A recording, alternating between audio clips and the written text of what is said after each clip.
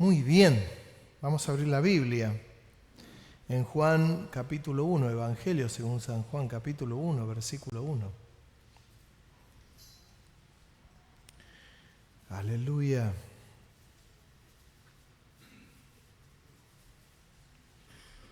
Dice, en el principio era el Verbo, y el Verbo era con Dios, y el Verbo era Dios. ¿De quién habla? ¿De quién? ¿De quién? De Jesús. De Jesús. En el principio era el Verbo, y el Verbo era Dios, y el Verbo era con Dios, y el Verbo era Dios.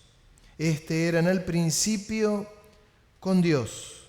Todas las cosas por Él fueron hechas, y sin Él nada de lo que ha sido hecho fue hecho. En Él estaba la vida, y la vida era la luz de los hombres. Hubo un hombre enviado de Dios, el cual se llamaba Juan. Este vino por testimonio, para que diese testimonio de la luz, a fin de que todos creyesen por él. No era él la luz, sino para que diese testimonio de la luz. Aquella luz verdadera que alumbra a todo hombre venía a este mundo. En el mundo estaba, y el mundo por él fue hecho, pero el mundo no le conoció.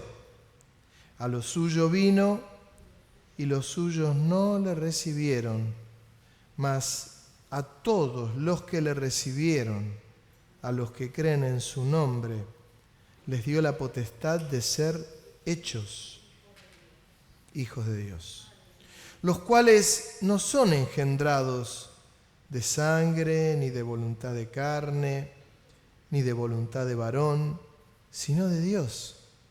Y aquel Verbo fue hecho carne y habitó entre nosotros, y vimos su gloria, gloria como del unigénito del Padre, lleno de gracia y de verdad. Juan dio testimonio de él y clamó diciendo: este es de quien yo decía, el que viene después de mí es antes de mí, porque era primero que yo, porque desde su plenitud tomamos todos, y gracia sobre gracia.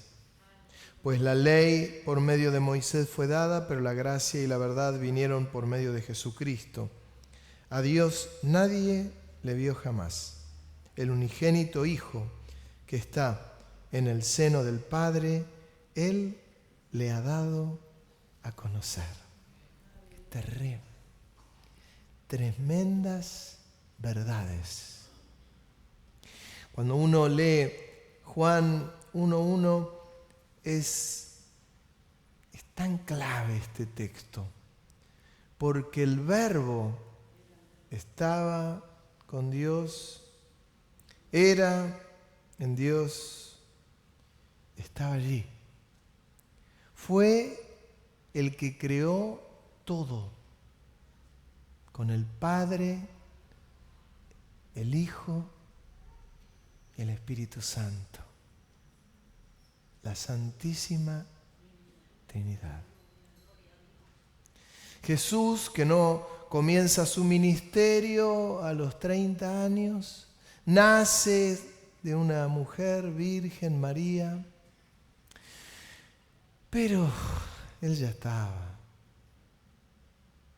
Tuvo desde el principio. Es un texto que trae un montón de conflictos. Los testigos de Jehová, por ejemplo, lo tienen transformado este versículo, porque no creen en la deidad de Jesús. Simplemente fue un hijo, pero no Dios.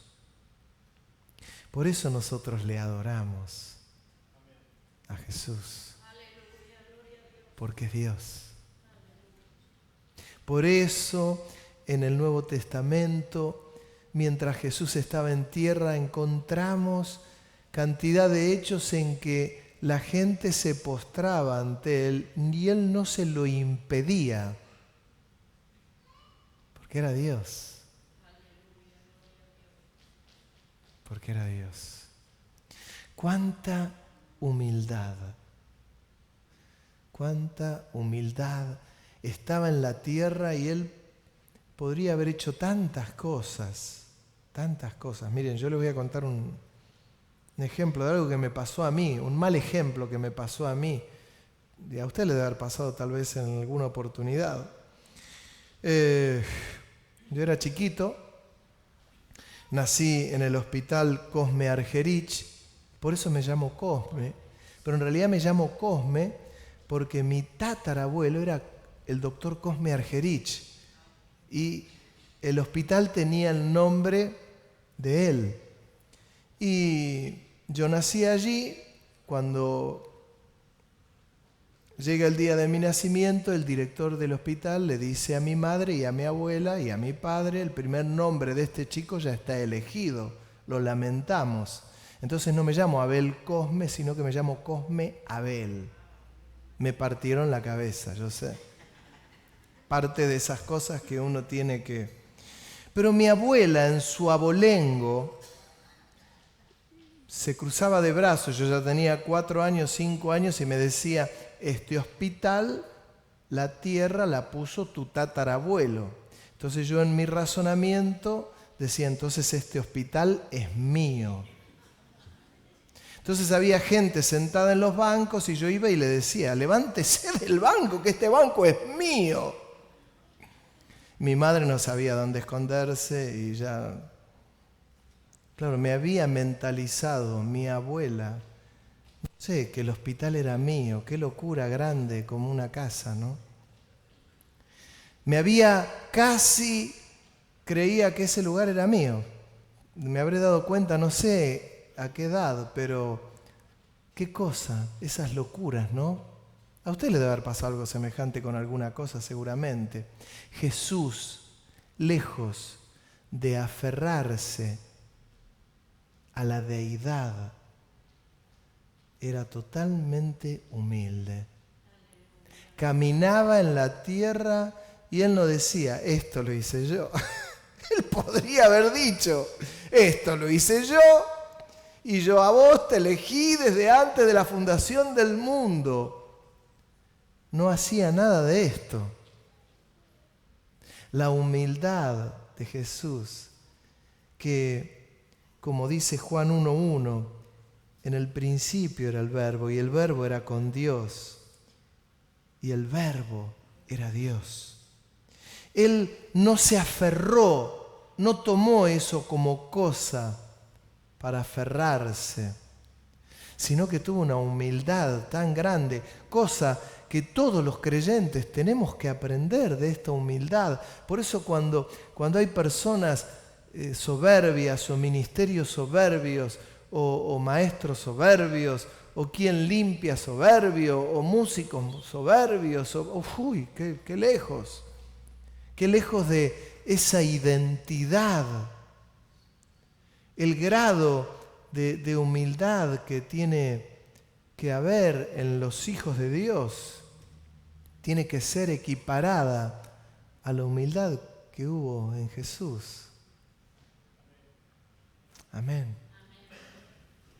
Dice que desde el principio estuvo Él y todas las cosas fueron hechas por Él. Sin Él nada de lo que ha sido hecho fue hecho. Parece un juego de palabras, pero todo, la misma creación, cada detalle, Jesús estuvo tomando decisiones. Merece un aplauso a nuestro Jesús, ¿no?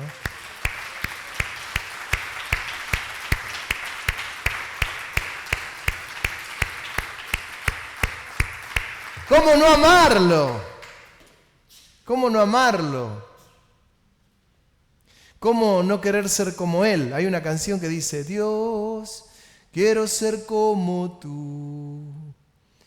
Dios, o yo, quiero ser como tú. Yo quiero ser un vaso de tu amor. Yo quiero ser como tú. Yo quiero ser como tú. Yo quiero ser como tú. Yo quiero ser un vaso de tu amor.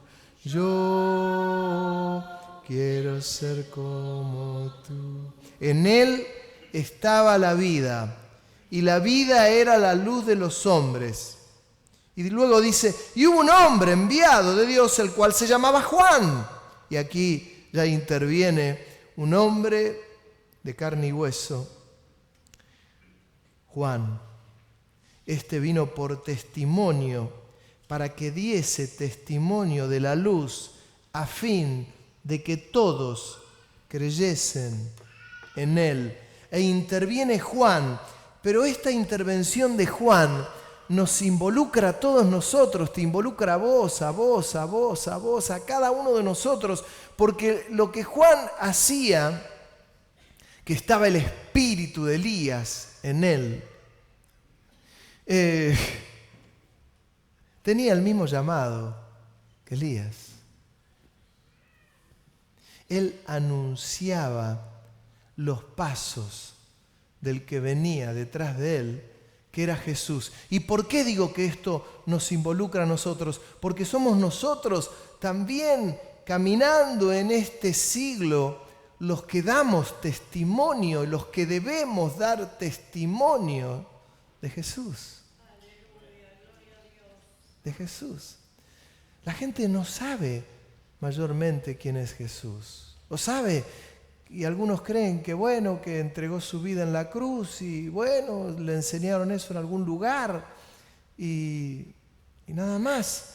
Pero no saben el resto, no saben del amor de Jesús, no saben de la pasión de Jesús, no saben de la obra de Jesús, no saben del actuar de Jesús. Y así como Juan el Bautista, que estaba vestido con una piel de camello, y alguna vez alguien que predicaba el Evangelio de la Prosperidad dijo, y usted no sabe cuánto costaba un camello.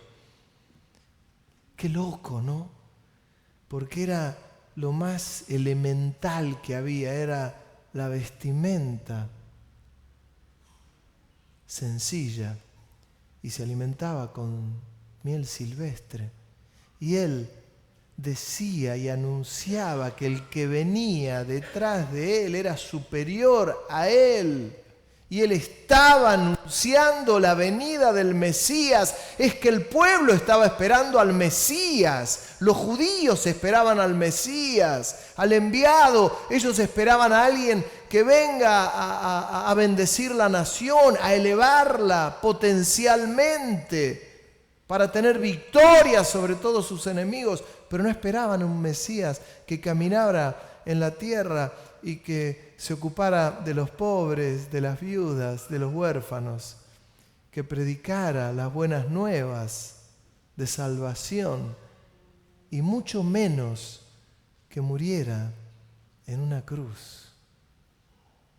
Es maravilloso el testimonio de Juan, hablando con pasión, y dice, no era él la luz, sino para que diese testimonio de la luz. Y qué claro que lo tenía Juan, que él decía, no soy la luz, yo no soy digno de desatar las sandalias de él.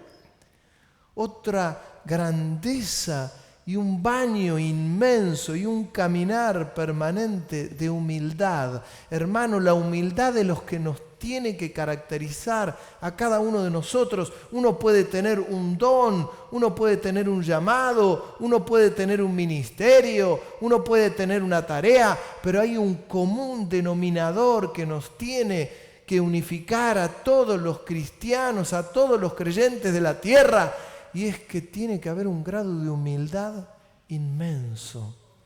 Por eso cuando a veces escucho a alguien que dice, se están metiendo conmigo, no sabes con quién te estás metiendo, yo soy hijo del rey. como si fuera, pará, que el Hijo del Rey está lleno de humildad. Me gusta ese texto del apóstol Pablo cuando dice, tenemos este tesoro en vasos de barro para que la excelencia y el poder sean de Dios y no de nosotros. Habla de un vaso de barro, de algo elemental, de algo básico.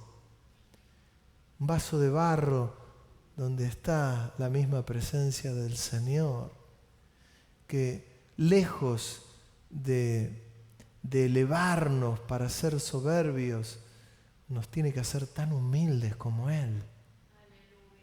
Que como dice Pablo en Efesios, descendió a las partes más bajas de la tierra, no al infierno se refiere ahí. Las partes más bajas de la tierra es donde estamos vos y yo caminando, pero hace 2000 años. Dice, en el mundo estaba y el mundo por él fue hecho, pero el mundo no le conoció. A lo suyo vino y los suyos no le recibieron. Qué increíble, ¿no? Que él sabía que eso iba a ocurrir, porque Jesús no vino solo a los judíos, aun cuando se manifestó a él, sino que vino a toda la humanidad. Era necesario que los judíos lo rechacen. Yo les digo gracias a los judíos por haberlo rechazado. Dice, a los suyos vino, pero los suyos no le recibieron. Pero a continuación dice, pero a todos los que le recibieron, a los que creen en su nombre, les dio la potestad de ser hechos hijos de Dios. Nosotros, hijos, a todos los que le recibieron, le cerraron una puerta a Jesús sin darse cuenta que se abría otra gigante atrás para que toda la humanidad, todos nosotros, podamos creer en Él y somos hijos de Dios. Y es lo que nos conmueve. Aquel verbo, el que estaba desde el principio, el que estaba en cada acto, en cada cosa que hizo, Jesús muere en una cruz, creo en Él y me da vida. Y tanta vida, que me hizo su Hijo. Y como me hizo su Hijo,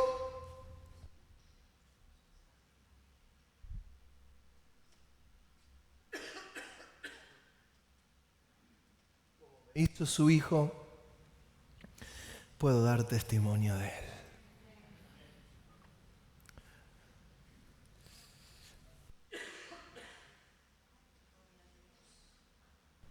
Me hizo su Hijo. Soy su Hijo. No para mirar con soberbia a alguien, no para decirle no sabes con quién te estás metiendo. No para hacernos creer, como me hizo creer mi abuela, que el hospital Argerich era mío. Qué desilusión cuando fui grande, me di cuenta que no era mío y que no tenía un peso partido, ¿no? Ser hijo de Dios implica disfrutar esta paternidad de nuestro Dios, porque tiene unos ingredientes que son profundos.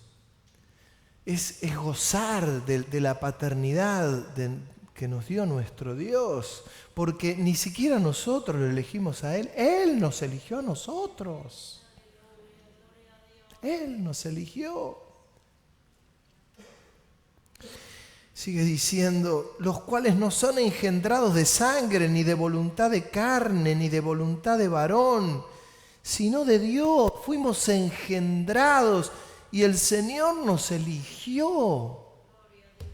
Y hay cantidad de gente que fue elegida y que todavía no se le ha predicado el Evangelio por la ausencia del testimonio que le daba Juan. Juan iba por todos lados predicando. Cuando Jesús se le presenta a él y le dice, vengo para que me bautices. De ninguna manera, le dijo Juan. Y el Señor Jesús lo miró y le dijo, no, pero es necesario para que cumplamos toda la Escritura. Y Juan, que era tierno, dijo, tienes razón. Y lo tomó a Jesús y fueron allí y lo bautizó. ¡Cuánta humildad! Con cuánto temor lo tomó Juan para bautizarlo. Y dice que vio que descendía el Espíritu Santo como paloma y se posa sobre Jesús. ¡Qué cuadro inmenso de humildad por donde lo veas! Entonces uno dice, pero es que tengo que dar testimonio de Jesús. Y alguno dice, no, bueno, pero no sé si está bien. Sí, hace a la humildad que hablemos de aquel que nos rescató, de aquel que nos amó, de aquel que nos ama, de aquel que pagó un precio altísimo y que murió en la cruz por mí. No comienza la vida de Jesús cuando nace, la vida de Jesús estuvo desde el principio, estuvo siempre, siempre fue. Misterios. Y aquel Verbo que fue hecho carne y habitó entre nosotros y vemos su gloria como del unigénito del Padre, dice, lleno de gracia y de verdad. Lleno de gracia. Gracia es la inmerecida bondad que recibimos de parte de Dios. Ninguno de nosotros merece estar delante de la presencia de Dios. Lo tenemos claro. Si hay alguno que cree que merece estar en este lugar porque es muy especial, yo tengo que decirte, lamentablemente, ninguno de nosotros merece estar delante de Él. Pero estamos delante de su presencia y somos sus hijos solo por la gracia de Dios. Hemos podido participar de la cena del Señor solo por la gracia de Dios. Yo por lo menos, ojalá usted crea lo mismo. Juan dio testimonio de él y clamó diciendo, este es de quien yo decía, el que viene después de mí es antes de mí, porque era primero que yo. ¿Y qué es lo que está diciendo? Es que estuvo en toda la creación. ¿Usted se da cuenta quién es Jesús? ¿Se da cuenta quién es Jesús?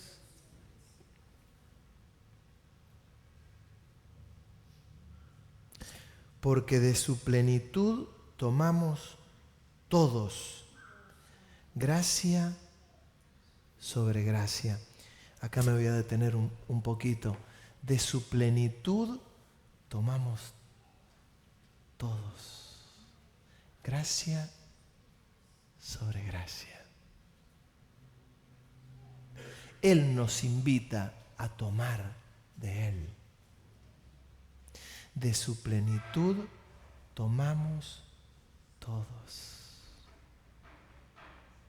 De todo lo que tiene Él, tomamos todo. Por eso el Señor dejó órdenes y dice, oren sobre los enfermos, liberen endemoniados. Él mismo se dio el lujo de decir, porque las obras que yo he hecho, ustedes harán obras mayores. Imagínense el grado de humildad. De su plenitud tomamos todos. Gracia sobre gracia. En un rato le digo algo más de la gracia porque lo dice este mismo texto. Pues la ley por medio de Moisés fue dada. Acuérdense, ojo por ojo, diente por diente. ¿Tenés un problema con alguien en la calle y te pegó una cachetada? Yo se la devuelvo. No, ese era el Antiguo Testamento. Ojo por ojo, diente por diente. Dice, pues la ley por medio de Moisés fue dada, pero la gracia y la verdad vinieron por medio de Jesucristo. La gracia y la verdad, la inmerecida bondad y la verdad vinieron por Él. Hay un cambio de rumbo. El cambio de rumbo lo da el mismo Jesús que estuvo en la creación, el que hizo todo con el Padre y el Espíritu Santo. Cambia el rumbo a través del nacimiento de Cristo. Y la ley, dice, fue dada por Moisés para que se manejen con la ley, pero la gracia y la verdad vinieron a través de Jesucristo. Cambia el rumbo. Cambia el rumbo. El cristal cambia. Nosotros que merecíamos la misma muerte, por la gracia pasamos a ser hijos, no bastardos, no hijos de segunda, hijos de Dios. Mas a todos los que creen en su nombre les dio la potestad de ser hechos hijos de Dios.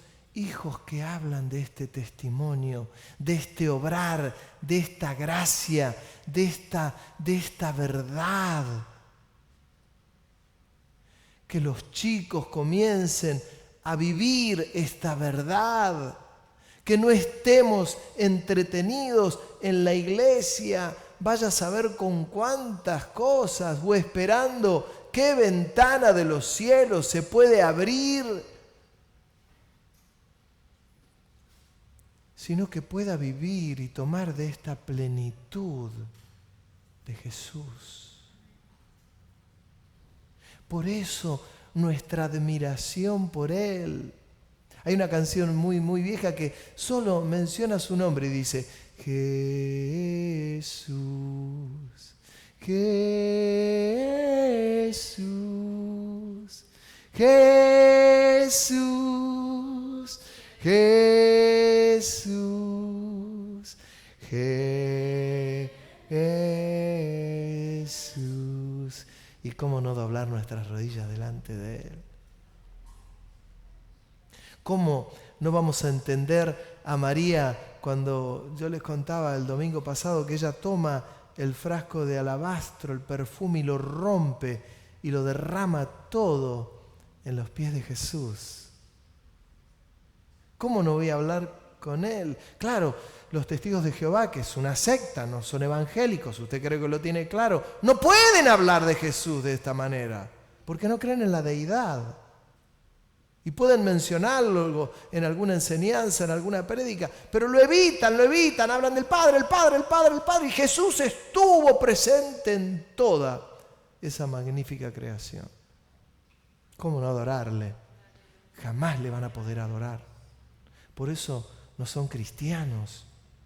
Le digo algo más fuerte, por eso no son salvos, porque no creen en la deidad de Jesucristo. Porque la gracia y la verdad, ¿qué es? La inmerecida bondad que recibimos de parte de Dios. Pero ¿cuál es la verdad? Que Jesús es Dios. Esa es la verdad.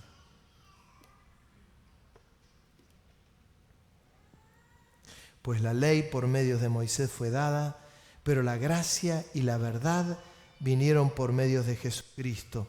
A Dios nadie le vio jamás, que está en el seno del Padre. Él le ha dado a conocer. Le ha dado a conocer. Jesús nos dio a conocer al Padre. Por eso cuando algunos quieren enseñar a Dios sin reconocer la divinidad de Jesús, es imposible. Porque el que da a conocer al Padre es Jesús, que está en el seno del Padre. Es imposible que alguien conozca al Padre si no conoce a Jesús. Es Él el que nos enseña al Padre. ¿Cómo no adorarle? ¿Cómo no amarle? ¿Cómo no gozarnos? ¿Cómo no alegrarnos? Por eso cuando encontramos a alguien y nos damos cuenta que no conoce al Señor, le hablamos de Jesús y le decimos, murió en una cruz, te ama y quiere que seas su hijo y quiere perdonar todos tus pecados. Y algunas veces te dicen, ¿qué pecado? Si querés te ayudo. Y casi como dice el apóstol, lo forzamos a entrar y le decimos, recibe a Cristo como tu Salvador y pedile perdón por tus pecados. Y toma un énfasis distinto cuando dice, aquellos que le recibieron y creen en su nombre, les dio la potestad de ser hechos hijos de Dios. Hemos predicado a cantidad de gente cuando hemos trabajado en la zona roja, 5 años y medio hemos llevado a la gente, a hombres y a mujeres que reciban a Cristo como su Salvador, que les pidan perdón por sus pecados. Lo han hecho muchos de ellos, casi todos. Y alguno queda pensando y dice, ¿qué pasará, Señor, en sus vidas? Obra en sus vidas. Y a veces uno dice, es como que no pasa nada en sus vidas. Y en algún momento, hermano, hay un quiebre en las vidas de las personas. Y nos pasa cuando nos encontramos con ellos en la calle y te lo dicen. Algo pasó en mi vida. Algo pasó en mi corazón. Es que el que me habla del Padre es Jesús. ¿Cómo no voy a conocer a Jesús? ¿Cómo no voy a querer amar a Jesús? ¿Cómo no voy a querer conocerle? ¿Cómo no voy a tener una relación con Él? ¿Cómo no lo voy a escuchar? ¿Cómo no voy a abrir mi corazón? ¿Cómo no voy a leer las Escrituras si me revela al Padre? Por eso cuando uno de aquellos discípulos le dijo, Señor, muéstranos al Padre y creeremos. Y Él le dijo, pero hace tanto que estoy con ustedes. Todavía no me conocés. El que me conoce a mí, decía Jesús, conoce al Padre. ¡Qué misterio! ¿Cómo voy a conocer a alguien si no lo amo? Tu pasión tiene que ser Jesús. Mi pasión tiene que ser Jesús. Mi pasión me produce una cosa cuando hablo de Jesús, porque estoy hablando. Él me trató de hermano, es tremendo. Son mis hermanos, dijo. ¿Qué? Me da temor. Cuánta humildad la del Señor. El que está al lado tuyo es hijo de Dios. Que está al lado tuyo tiene pasión por Dios. El que está al lado tuyo es un hijo de Dios. Imagínense cómo nos tenemos que amar, cómo nos tenemos que cuidar, cómo nos tenemos que proteger. Cuánto cariño tenemos que tener entre nosotros. Porque es el cariño y la pasión que Jesús tiene por el que está al lado tuyo. Ni más ni menos. Participamos antes de la cena del Señor. Daba para participar ahora, participamos antes. ¿Sabe? No te canses de hablar de Jesús. Porque es Él el que transformó tu vida. Es Él el que quiere transformar tu corazón, el que quiere seguir obrando, el que quiere seguir trabajando. Es el que nos lleva a la casa del alfarero y ahí aprendemos que al alfarero le sale mal la vasija y la vuelve a tirar en la rueda y vuelve a hacer la vasija y le quedó bien.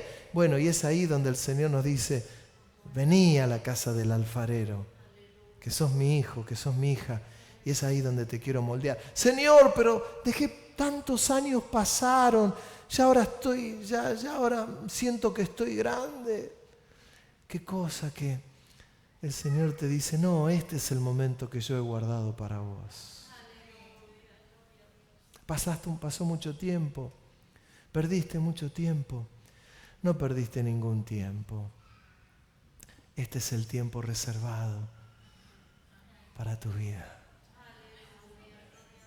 Un Jesús que vive, un Jesús que está presente, un Jesús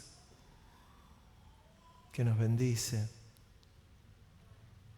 un Jesús que se dio el lujo de decir es necesario que yo ascienda, si no, no descendería el Espíritu Santo, que les recordará todas las cosas que yo les he enseñado. Y el Espíritu Santo en medio nuestro, recordándonos cada detalle de Jesús. ¿Sentís que la vida se te está yendo? ¿Sentís que estás un poquito apagado? ¿Sentís que estás un poquito rezagado? Seguís siendo hijo de Dios. Solo aviva tu vida. Jesús,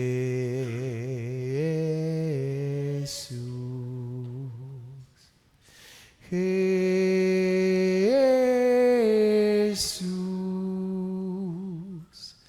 Jesús, Jesús, Jesús,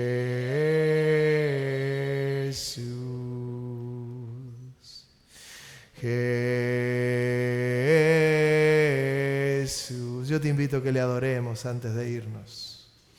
Jesús,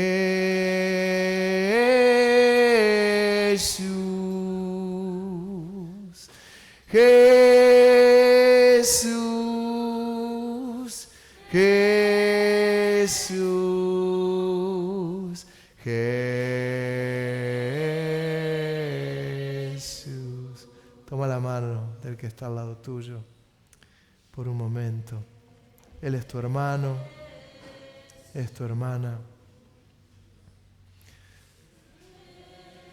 Jesús, Jesús, Jesús, Jesús,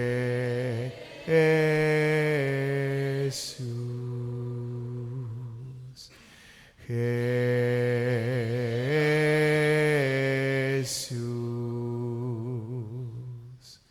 Jesús,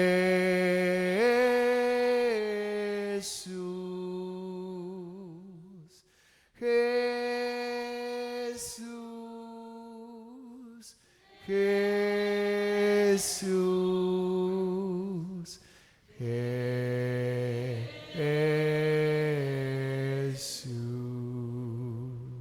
Jesús,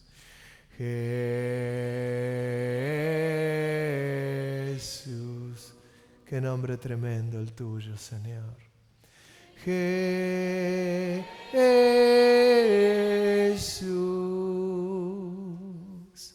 Jesús, Jesús,